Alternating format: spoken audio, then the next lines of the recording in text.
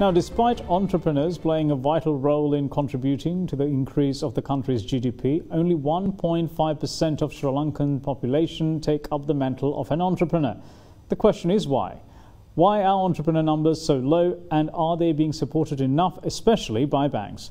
First at 9 looked into the matter, and this is what we found. Speaking to First at 9 on the issue, entrepreneur and sales coach at the Snipex Academy, Yasas Hevage, says that the key to entrepreneurship remains having the imagination to innovate. Where the foundation, education reform is 30 years late. If the election is over tomorrow, day after, that's priority number one. Deep-rooted change has to happen to release the imagination and creativity of our kids. Number two, infrastructure. That means the country's network of roads should connect the 5 million households so that you can decide today, start a Matara Bath a day and give Matara Bath within 24 hours or 12 hours around this country. It's such a small country, inefficient road system. Because digitally, we are fully connected with 5G, 4G, smartphone. So the telcos have done their job. The government is 4 years late. In the next 10 years, you'll find a big ecosystems of Sri Lankans from around the world who will be ready to fund, but they will back on an idea and you. So that's the piece you need to build. So what are the main ingredients of an entrepreneur? It's an ecosystem that needs to be created, and some of that ecosystem can be created by you. So I say there are 3 things.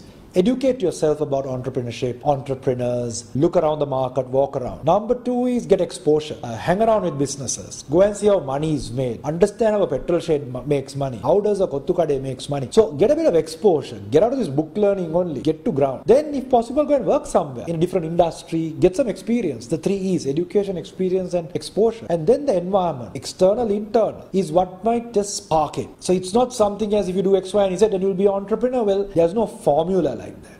Meanwhile, with the cliche of startups failing within the first 2 years due to lack of necessary know-how and financial capability, we at First at 9 sought to answer the question why banks are unable to help entrepreneurs with the necessary financial needs. Banks are private sector companies. They will always be profit driven. They'll only lend to places they can make money. So they will follow. When they see the opportunity, they will know where to go and support and make money. You can't force them. If agri entrepreneurship is going to be the way to go, they'll figure it out slowly.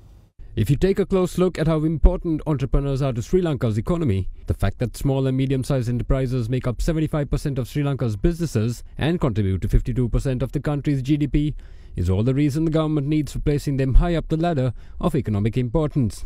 However, another equally startling fact is that this category of entrepreneurs constitute less than 1.5% of the island's population.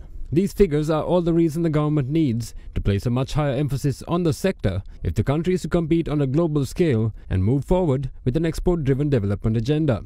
However, the million-dollar question remains what fundamental changes need to be made as the country struggles with external debt, dwindling foreign currency inflows and rupee depreciation.